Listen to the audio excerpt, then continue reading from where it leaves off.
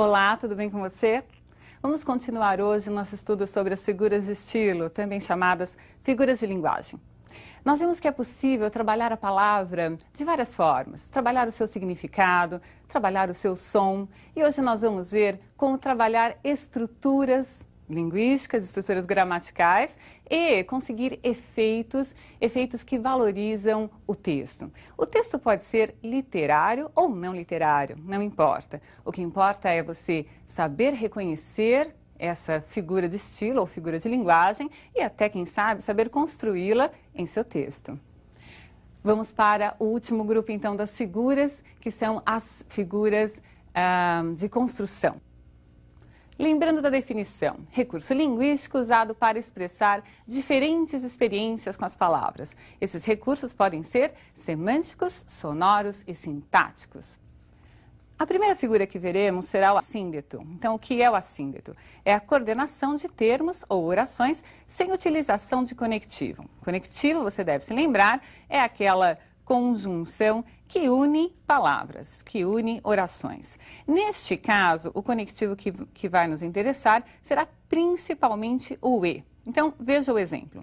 Desceram a ladeira, atravessaram o rio seco, tomaram rumo para o sul. Observe que há sempre uma intenção no uso da figura de linguagem. Então, neste caso, vai se encontrar na obra de Graciliano Ramos várias construções com assíndetos, porque agiliza-se desta forma as ações que vão ocorrendo no próprio texto. Desceram a ladeira, atravessaram o rio, tomaram rumo. Não há aí qualquer interrupção pela presença de um conectivo. Veja o outro recurso, é o polissíndeto, a repetição do conectivo na coordenação de termos ou orações. Assíndeto é a ausência do sindeto. Polissíndeto são sindetos utilizados a mais do que deveria haver, não é? Então, veja no exemplo. Não desejei senão estar ao sol ou à chuva. Ao sol quando havia sol e à chuva quando estava chovendo. E nunca outra coisa. Sentir calor e frio e vento e não ir mais longe. É um fragmento de um poema de Alberto Caeiro. Observe quantos es foram utilizados. Eu não posso dizer que desnecessariamente. Não é? Há uma intenção de se intensificar, não é, aquilo que está acontecendo com ele. Vamos ao hipérbato. Então, hipérbato é a inversão da ordem nos termos da frase. Veja o exemplo. Rio do que disse quem não vejo. Observe que a ordem direta dos termos da oração é o sujeito, o verbo e o complemento. Veja o que nós temos aí. Rio do que disse quem não vejo. Qual é o sujeito de rio do que disse? É o que vem depois, é quem não vejo. A ordem correta seria quem não vejo, rio do que disse. Ocorreu, então, a inversão dos termos na ordem da oração. Então, eu chamo a essa inversão hipérbato. Você não deve ter achado aí muito simples os nomes, mas veja lá. Assíndeto, ausência de sindeto. Polissíndeto, muitos sindetos. Há sempre um usado a mais, ou dois ou três, do que a gramática recomendaria. O que a gramática recomenda? Utilize numa enumeração apenas no último elemento ou na última oração o conectivo. Vocês viram no exemplo que mais de uma vez o E foi utilizado. Por isso ocorreu o polissíndeto, por isso é uma figura de estilo. Né? E você viu também aí o hipérbato, a inversão dos termos na oração.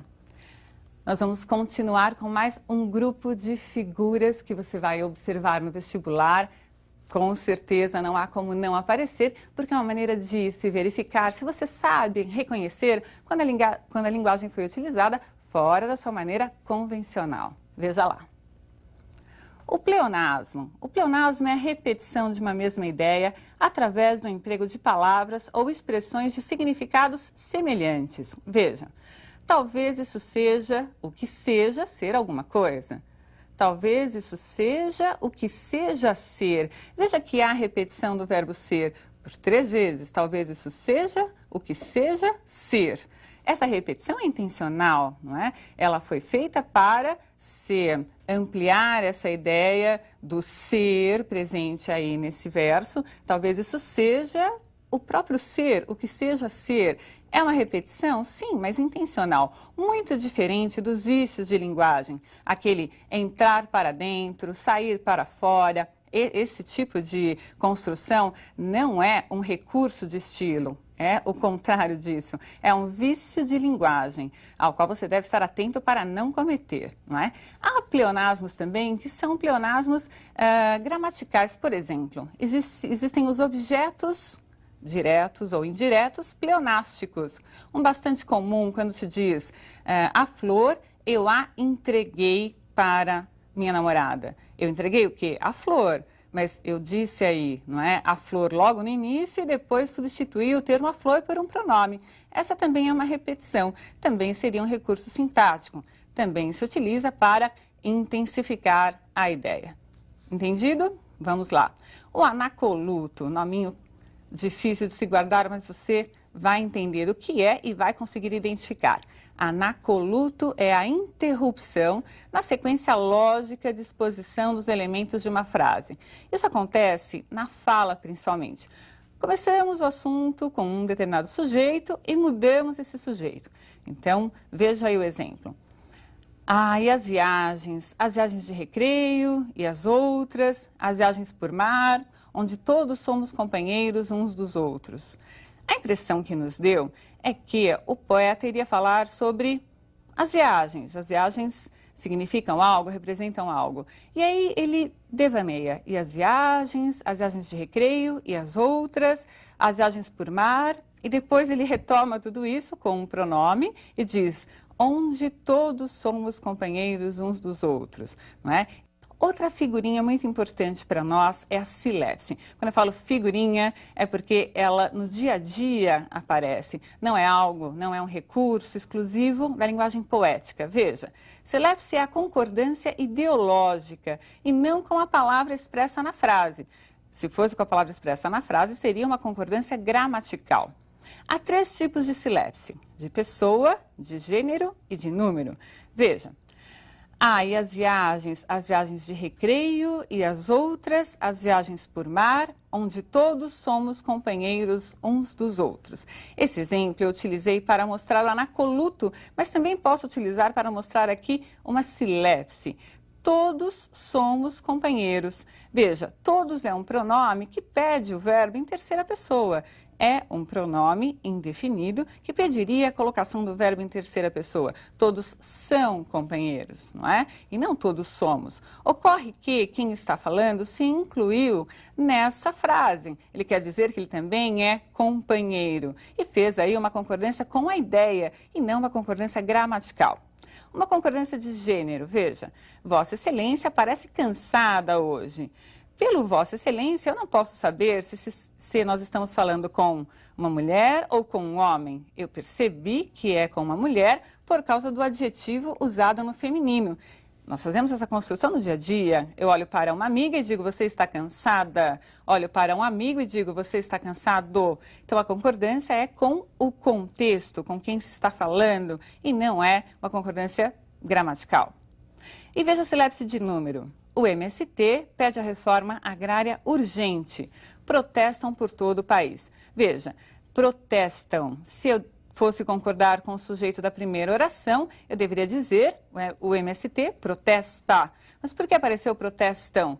Porque eu fiz a concordância com a ideia de que há muitas pessoas que participam do movimento. Portanto, eu fiz uma concordância aí de número. Mudei do singular para o plural, porque eu tenho a ideia de plural contida nesse sujeito, ou MST.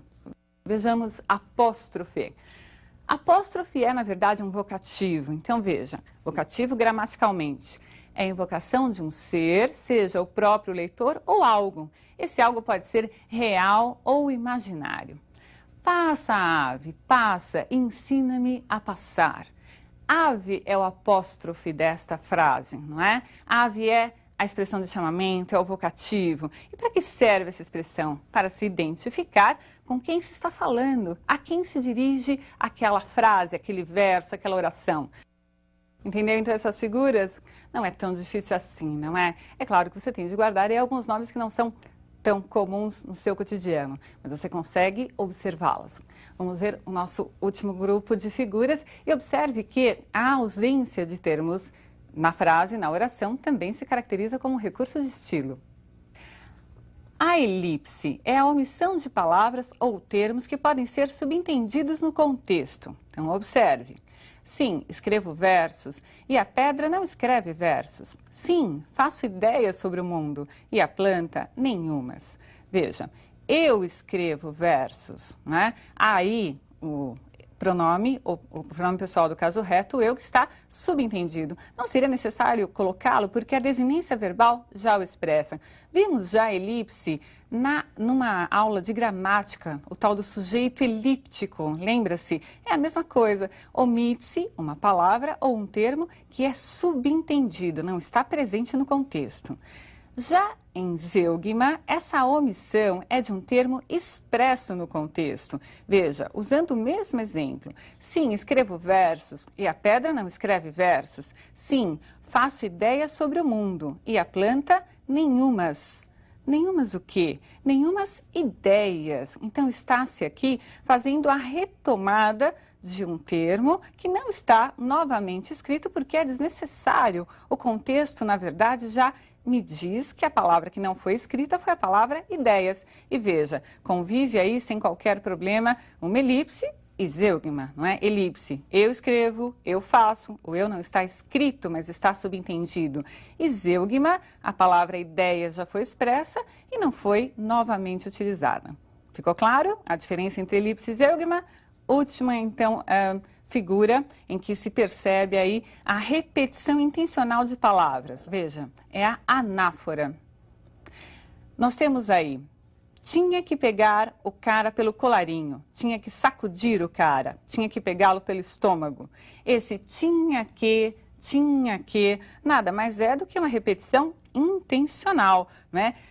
Talvez a pessoa estivesse tão incomodada com uma situação que precisou repetir essas palavras para, de novo, realçar, intensificar a ideia expressa pelos verbos. Tinha que pegar, tinha que sacudir, tinha que pegá-lo. Percebeu? Então, a anáfora é a repetição intencional. Veja bem, não é porque não se tem vocabulário para se fazer a substituição, é porque se quer repetir.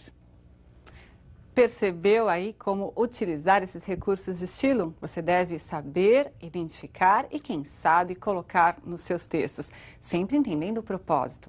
Um grande abraço para você e o aguardo na próxima aula.